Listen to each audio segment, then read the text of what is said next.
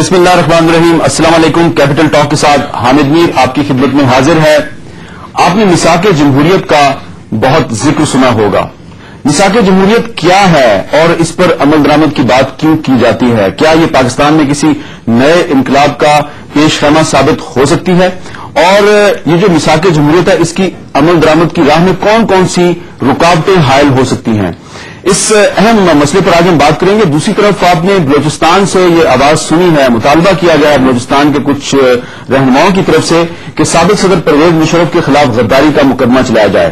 تو اگر پرویز مشرف کے خلاف غداری کا مقدمہ چلتا ہے تو میثاق جمہوریت میں اس کی کیا گنجائش ہے؟ اگر ان پر غداری کا مقدمہ چلایا جائے تو میثاق جمہوریت اس کی توثیق کرتی ہے یا میثاق جمہوریت کے منافی ہے؟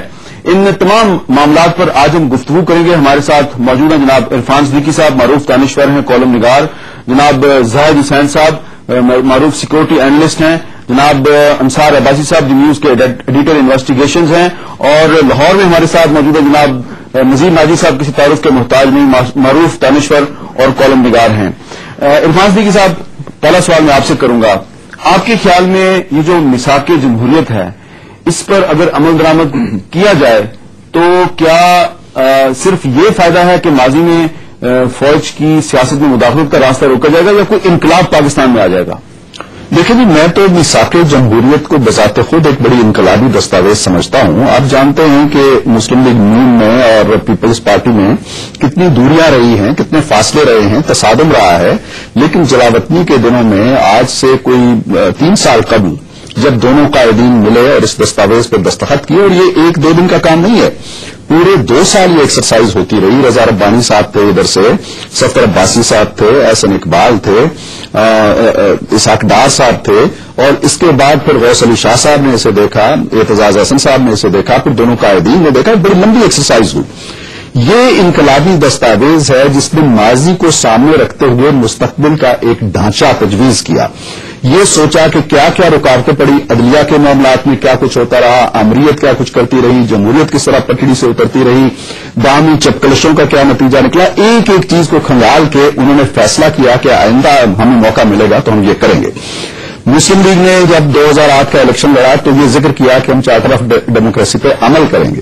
پیپلز پارٹی نے چارٹر آف ڈیموکریسی کو الف سے یہ تک اپنے منشور کا حصہ بنایا. دونوں جماعتیں جو اسمبلی میں آئی کمیٹڈ ہیں اس پہ، اس سے انحراف نہیں کر سکتی. اگر وہ انحراف کرتی ہیں تو عوام سے غداری کرتی ہیں. کہنے کا مطلب یہ ہے کہ جب آپ ماضی کا حساب کتاب جو ہے وہ چکائیں گے نہیں کسی حد تک، اور آپ کی جمہوریت سے کھیلنے والے، آپ کے آئین سے کھیلنے والے، ڈکٹیٹرشپ مسلط کرنے والے گھومتے پھرتے رہیں گے، شاہی پروٹوکول لیتے رہیں گے، اور آپ کہیں گے چارٹر آف ڈیموکریسی کو ایک دستاویز بنا کے رکھ دیں کارنس پہ فریم میں لگا کے، اس طرح کام نہیں چلے گا. میں ایک چھوٹی سی بات اور کرنا چاہتا ہوں کہ یہ پہلا موقع ہے. ایوب خان جب گئے تو اقتدار دے گئے یکشا خان کو. یکشا خان گئے، ملک ٹوٹ چکا تھا، نئی اسمبلی بنی، نئے تقاضے تھے، ضیاء جو تھے وہ حادثے کا شکار ہو گئے. یہ پہلا ڈکٹیٹر ہے جو عوامی طور پر منتخب پارلیمنٹ کی گرفت میں آیا ہے. اب اگر آپ اسے کچھ نہیں کہتے، اس لیے آج ڈیموکریسی میں گنجائش موجود ہے اس کے بالکل گنجائش موجود. اس میں کارگل کمیشن کا ذکر ہے، اس میں یہ ذکر ہے کہ جنہوں نے 96 کے بعد جمہوریت کو پٹی سے اتارا ہے، فوجی انقلاب برپا کیے ہیں، ان کا محاسبہ کیا جائے گا. واضح اس میں لکھی ہوئی ہے، کوئی بات ڈکی چھپی نہیں ہے. اور آمریت کے خلاف اگر اس کے لیے گواہوں کی ضرورت ہے، وہ گواہ کہاں سے آئیں گے؟ گواہ دیکھیں جی، میں سمجھتا ہوں میر صاحب جو بلوچستان میں ہوا، بگتی صاحب کا قتل ہوا، اس کے گواہ تو مسلم لیگ کاف کے اندر بیٹھے ہوئے ہیں. چودھری شجاعت حسین صاحب گواہی دے سکتے ہیں، مشاہد حسین صاحب گواہی دے سکتے ہیں، اور اگر آپ برا نہ مانیں تو میں ایک بات کرنے لگا ہوں، آپ بھی گواہی دے سکتے ہیں. مجھے معلوم ہے کہ آپ بھی ساری سازش سے باخبر تھے اور آپ چلے گئے تھے اس سے بچنے کے لیے افغانستان کا رخ کر گئے تھے. تو یہ ڈکی چھپی چیزیں نہیں ہیں. وہ تو آپ بھگتی صاحب والی بات کر رہے ہیں. میرا خیال ہے کہ میرے پاس جو ایویڈنس ہے میں وہ پیش کر دیتا ہوں. پرویز مشرف صاحب نے ایک انٹرویو میں کیا کہا تھا جنوری 2005 میں، وہ آپ کو سنوا دیتے ہیں.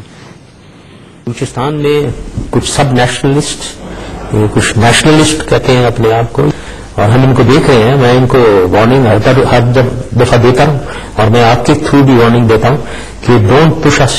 یہ 70s کا دور نہیں ہے جس میں ہم یہ پہاڑوں میں یہ چڑھ کے اور آگے پیچھے کریں گے. ان کو پتہ بھی نہیں ہوگا ان کو کیا ہٹ کیا ہے. تو یہ ہمیں آگے نہ کریں گے. ورنہ ہمیں حکومت کو ریٹ اپنی اسٹیبلش کرنی پڑے گی اور ہم کرنے سے پیچھے نہیں ہٹیں گے. ہم ادھر ریٹ اسٹیبلش کریں گے اور یہ جتنے بھی اینٹی نیشنل ایلیمنٹس ہیں ان کو ہم ختم کر دیں گے. یہ بلوچستان میں جو کچھ بھی ہو رہا ہے یہ انڈیجنس ہے یا اس کے تانے بانے اکراس دا بارڈر بھی ہیں؟ اس کی کچھ پاسبلٹیز ہیں. پروف جب تک نہیں ہے کسی کو ایکیوز کرنا، لیکن یس ہمیں پتا ہو رہا ہے کہ باہر سے اس کے اندر دخل ہے.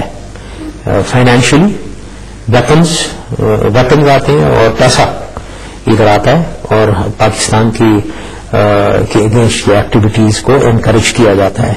یہی کیونکہ گوادر پورٹ ہم بنا رہے ہیں، انہیں معلوم ہے اس کی کیا امپیکٹ ہوگا ریجن میں، دنیا میں. اب وہ چاہتے ہیں کہ اس کو کسی طریقے سے سکسیڈ نہ کیا جائے، تو وہ یہ کر رہے ہیں، ہم دیکھ رہے ہیں. تو فوراً ہاتھ بھی ہو سکتا ہے، لیکن بیسیکلی تو لوگ اپنے ہی ہیں نا، یہی ہے، یہاں ہی ہے، جو کرنے والے تو یہی بیٹھے ہیں. ٹھیک ہے، سسٹم شاید باہر سے آ رہی ہے. زاہد صاحب آپ نے یہ کلپ دیکھا.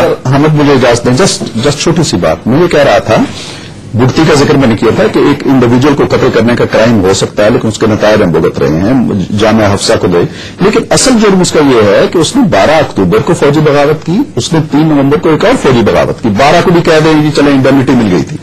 اب اس کو کہاں لے کے جائیں گے؟ یہ تو فضا میں لٹکی ہوئی ہے. اچھا زاہد صاحب، یہ جو پرویز مشرف صاحب نے کہا بلوچوں کو کہ کوئی بھی چیز کہیں سے بھی آ کے آپ کو ہٹ کرے گی پتہ بھی نہیں چلے گا، لیکن اس کو اگر ہم مجموعی تناظر میں دیکھیں تو وہ گورنمنٹ کی ریٹ اسٹیبلش کرنے کی